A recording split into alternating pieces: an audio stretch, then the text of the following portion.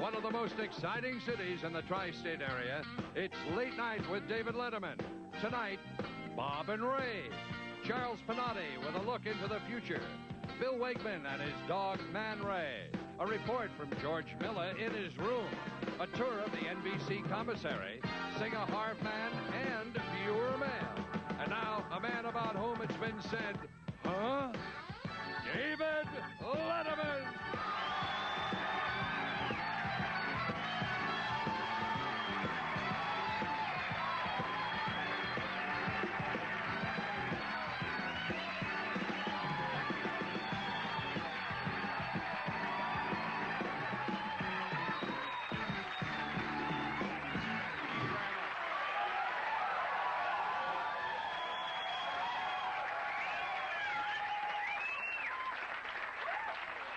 Thank you very much. My name is David Letterman. Welcome to our show. And just off the top of my head, we got anybody here who has kind of an interesting story about winning a contest?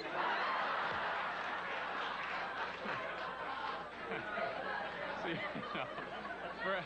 for you folks at home, the audience comes in around noon. We spend the day getting to know one another, and we have a hot buffet, and then maybe a sauna, a steam bath, and a rub down, and then we come in and do the show, have a couple of drinks, and what a show we've assembled for you folks. You've already seen one of our guests. That was Man Ray the dog. And Man Ray will be back with his owner and video artist, William Wegman.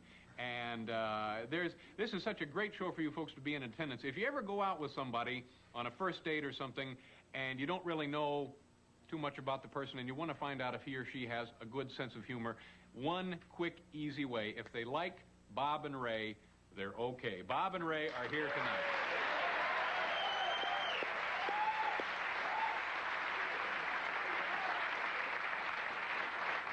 When I look at what's on the show, it makes me quiver. My upper lip is getting moist. We have a gentleman who has written a book called Breakthroughs, and he has a lot of knowledge about what to expect in the future. His name is Charles Pinotti, and he will be out also.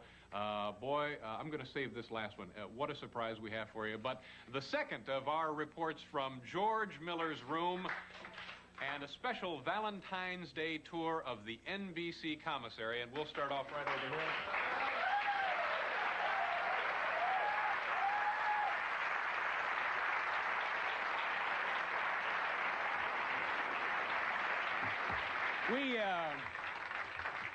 This is Thursday, and it's the last day of our weekend. What we like to do on this day is address ourselves to the viewer mail. But before we do that, we want you to meet Paul Schaefer and the gentleman in Paul Schaefer's band. Mr. Schaefer, would you mind introducing the folks? Thank you, David.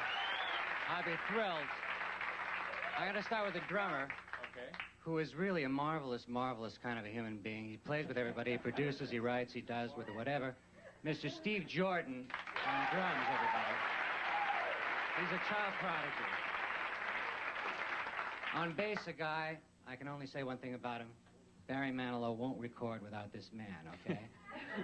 The best bass player in the world, Mr. Will Lee, on bass.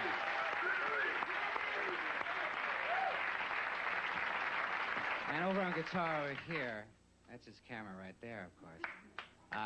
A guy, he's done everything. He just came off the road as Chaka Khan's musical director. Hell of a man, hell of a black guy. Mr. Hiram Bullock. Hiram Bullock. And Paul Schaefer, ladies and gentlemen. Paul Schaefer and the world's most dangerous band. And I think that answers the question, is there a dress code at NBC? At this time, we're going to read to you some of our viewer mail sent in to us over the last couple of weeks from you, the actual viewers. Letter number 1 comes to us from Jonathan Steele of Jersey City, New Jersey. It says here, I think we've all had that trouble. I've got an idea. Interview an animal expert, but don't ask any predictable questions. I understand there are some off-the-wall types employed at the Bronx Zoo. Typical question, what can the common man do to prevent or forestall the extinction of sewer rats? I have 19 more for sale. Gee, ordinarily I'd jump at the offer to buy that, but we already have a surplus of lousy ideas, Jonathan. Thank you anyway. Letter number 2 comes to us from Charles E. Monahan, Portsmouth, Virginia. Letterman, designates an honorable vocation of the world's letter carriers or mailmen. They are impartial as they make their daily deliveries, not pretending to know who may be elect or reprobate. I hope you will consider the importance of a name like David Letterman. I assume you have given the same attention to the name Monahan, mana from the Latin root manos, meaning meat, han from the ancient Greek root hannes, meaning lunch, Monahan or lunch meat. No, we're just teasing here. Letter number 3 comes to us from George Capelbo from Millbury, Massachusetts. George writes, let's say, just for the sake of argument, that your writers don't sleep behind the drugstore with a bottle of cheap vermouth, but are part of a sharp, highly trained, well-oiled comedy machine. How do you actually treat them? Like human beings or as lifeless joke bags that are discarded when emptied of all comedy? We treat them the same way we're treating this letter, a lot more seriously than they deserve. Letter number 4 comes from Roderick Carter, St. Louis, Missouri. I am a great fan of yours. I see you on television all the time. I like to watch you do magic. Will you send me a piece of your trash? Glad to, Roderick, we're returning your letter. Finally, William J. Moon from Long Beach, California writes, I'm sure I have some good material and some brand new jokes that would help you. Let's have lunch together and talk. I am not very good at writing. Sure, Bill, just what I want to do, have lunch with a jokeless life bag. Lifeless joke bag. That's it. Coming up, Bob and Ray.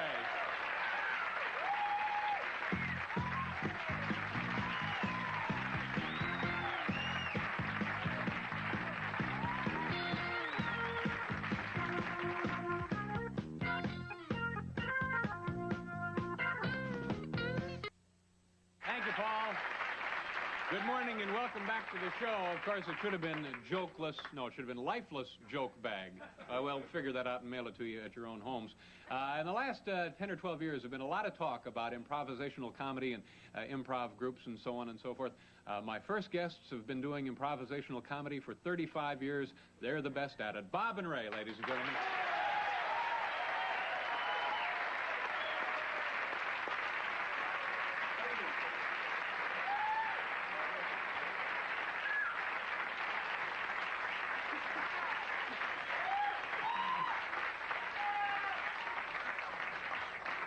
Thank you very much for being here. Let me see.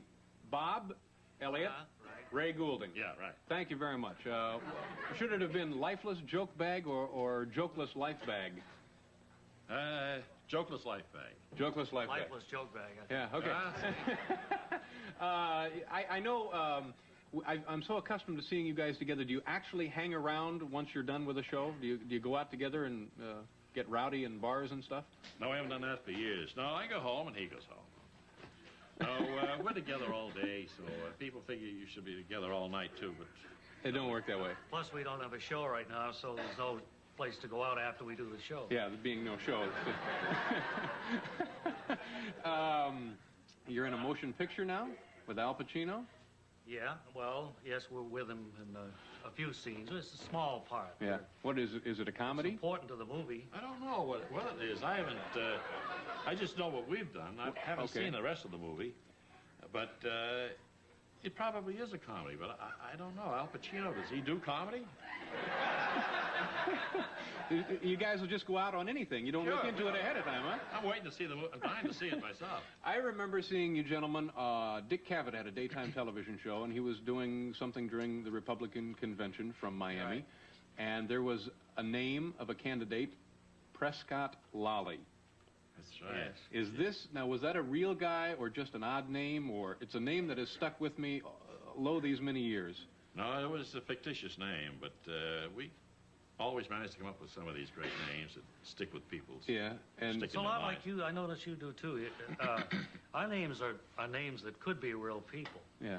They're not too contrived. Prescott Lally, I mean, how many of those? You've known a lot of those. Yeah, yeah. It's a fine old name in this country. Sure is. Yeah. The other thing was, tell us about the origin of Wally Ballou. Now, Well, that's another thing now. Wally Ballou, I don't think we've ever been in any city where there hasn't been a Wally Ballou who's come up to us and introduced himself. Yeah, yeah. So there are plenty of Wally Balloos out there. And a lot of them in newsrooms. Yeah. But he was a radio reporter, and he was always upcutting himself or being upcut. Well, he did. I made a lot of enemies of radio engineers in the early 50s around on the network by, Lee Ballou speaking. But now that's such an inside reference, and it was very hip, still very hip. Explain what that is exactly. Well, it was when, as an announcer, you used to give the engineer a cue for the microphone. And if he didn't get it on quick enough, you'd come on, Lee Ballou speaking, and give him a dirty look. Yeah, yeah. You guys have been together for 35 years. Yeah. We don't look it, though, do we? No, you don't. Do you ever have any difficulty finishing one another's sentences, or? Well, when you've been together for so long, you get thinking on the same wavelength. Same wavelength. And sometimes the other fellow will know what you're going to say exactly how. Yeah, yeah. So sometimes you think you're in an echo chamber.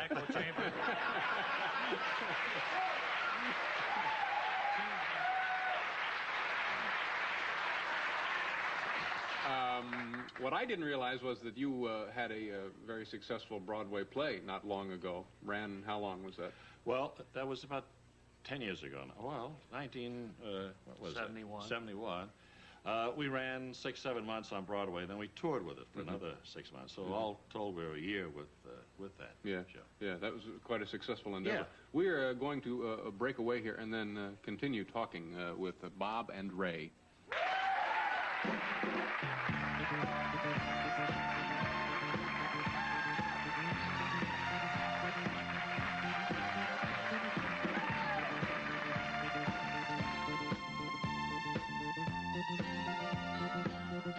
Hi there. Welcome back to the show. Bob and Ray are here.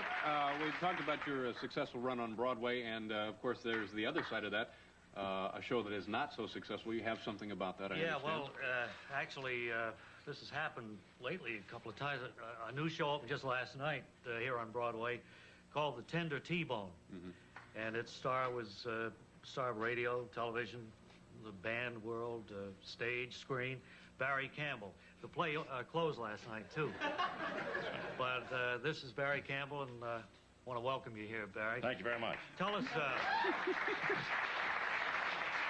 us a little bit about that title, Tender T-Bone. Is that something out of Shakespeare or what? No, it's a love story that takes place in the Chicago stockyards. Ah. And since the stockyards are closed, it's more or less a period piece now, I guess you could say.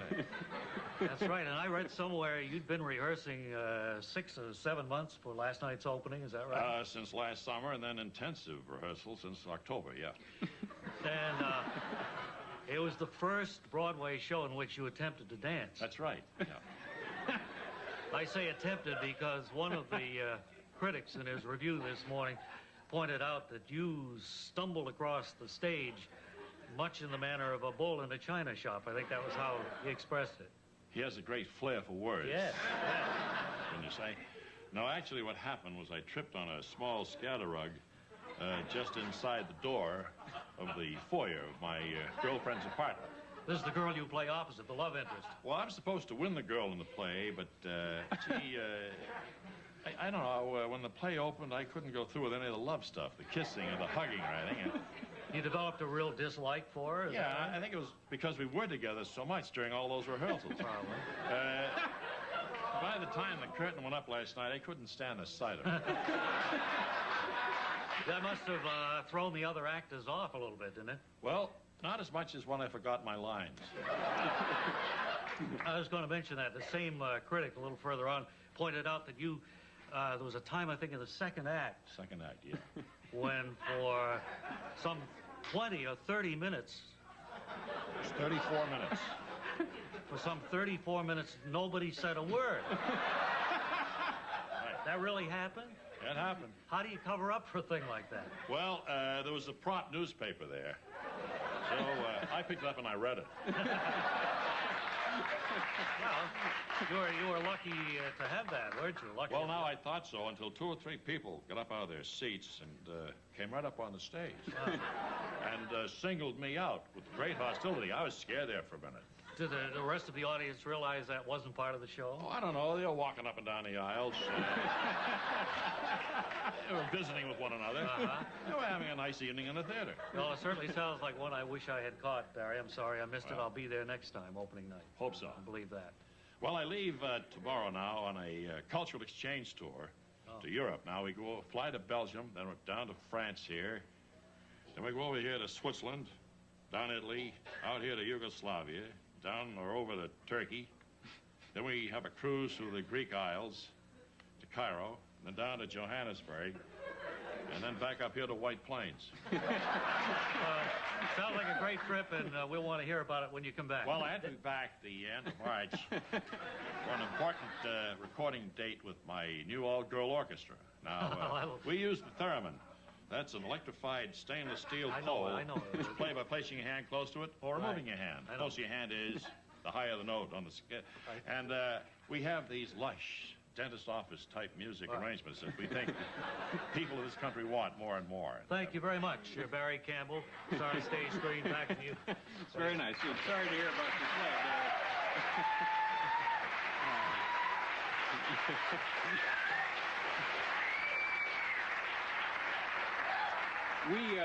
I tell you what, I think we're going to do. We're going to take a pause here and then come right back. And you have a little something along the political line. I understand you're going to perform for us. So can we do this? Fine. Okay. We'll be right back with more of Bob and Ray.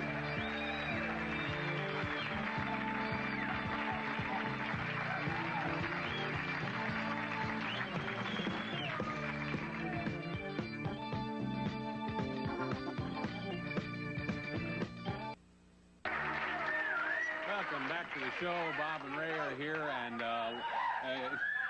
and dancing is broken out in the audience, ladies and gentlemen. It's an ugly sight. You're lucky you're not here to witness it.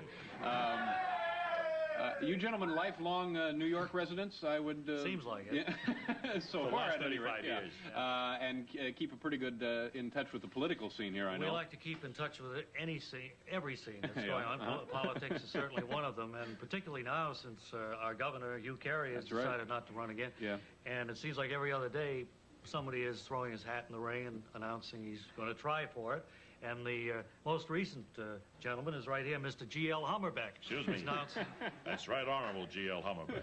Right Honorable? Yeah. You're using the official governor title already, are you? Well, no, that's not it. You see, I'm part Winnebago Indian, and they name their babies after the first thing it sees after it's been born. Now, in my case, that was Right Honorable Charles Evans Hughes, who was the Chief Justice of the United States Supreme Court at the time. It's a very interesting story, but what we really want... You know, I always thought it'd be more interesting if we knew what the Chief Justice of the Supreme Court was doing in our tent on the reservation the day I was born.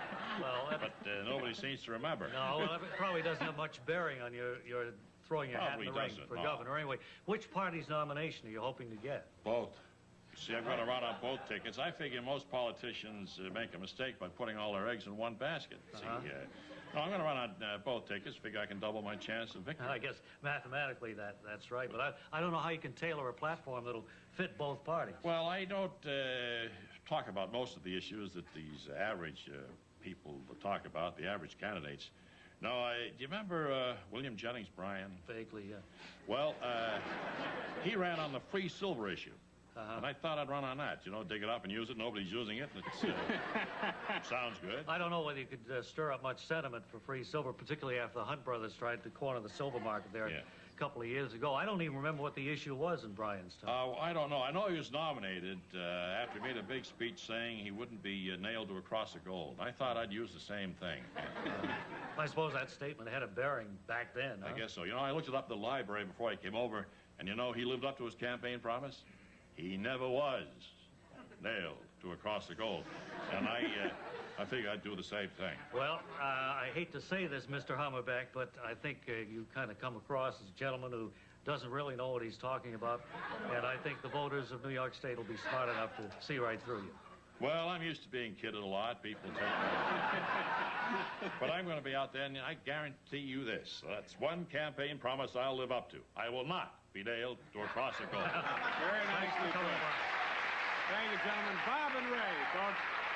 We have to pause for station identification. Coming up in the next half hour, a tour of the commissary and Bill Wigman and his dog, Man Ray. Thank you very much. Nicely done.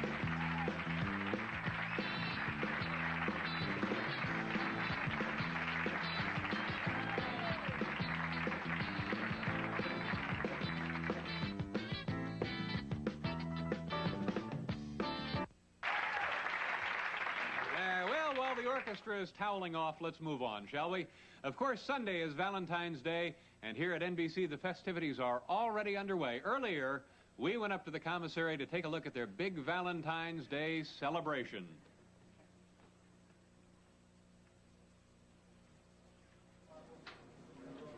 Well, it's going to be Valentine's Day on Sunday, and when you think about Valentine's Day, you think of a romantic, special place to be with a special someone. Paris, maybe, perhaps walking on a moonlit beach, but for me, I like to come to the commissary here at NBC. Quite festive. First of all, let's begin with the turnstiles, and this should remind you of the turnstiles in the subways. One of many things in the commissary that will remind you of things from the subways.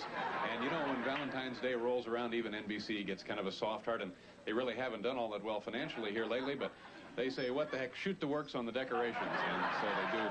The red and white Valentine's Day motif is everywhere, right here on this tray. And, of course, anyone who's ever done any hard time will recognize this stuff. I want to show you a sign that's back here in the corner. It doesn't really have anything to do with Valentine's Day, but it also is in red and white. Occupancy by more than 294 persons is dangerous and unlawful. That's not so much a warning as it is just kind of a sarcastic remark. There haven't been that many people in this place since it opened. You can see the lovely festive decorations are everywhere, and a real romantic feeling falls over you. Later this afternoon, they're going to have a kissing booth erected in this area, and for $1 you can buy a kiss from one of your favorite NBC personalities, and I think Edwin Newman has the first shift, so I know the place will be extra crowded. How do you do? Nice to see you. Lovely. Did a very nice job. We're going to take a look at the festive Valentine's Day menu back there. You can see it's adorned with the hearts, and now let's go on around back here and talk to the man who's dishing up all of this tasty Valentine's Day fare. Hi, what is your name, sir? Pablo. Pablo, I wonder if you could show us a little of the lover's stew. Where is that? This is the lover's stew here. So it's mustard chicken with some vegetables in it. You just dip that up on a bun? Serve it with rice, yes.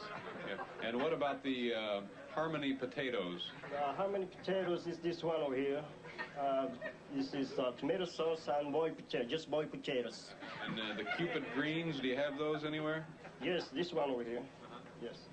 Those are the Cupid greens? Just so we open the can and you put in there, that's it. Just open the can, so you get a little something extra for the holiday. Yeah, okay. What about lover's blush?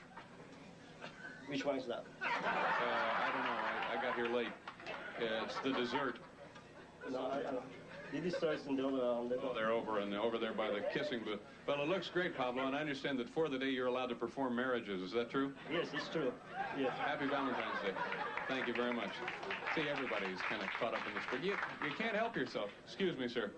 I want to end on kind of a serious note. Of course, whenever you're dining in a public place, you have to be worried about the possibility of choking on some food, so NBC put up this helpful little diagram for you. Shows you what to do if somebody chokes. And this one is in Spanish, and that, of course, is if you happen to choke on some Mexican food. Well, there you have it. Another festive Valentine's Day here at the NBC commissary.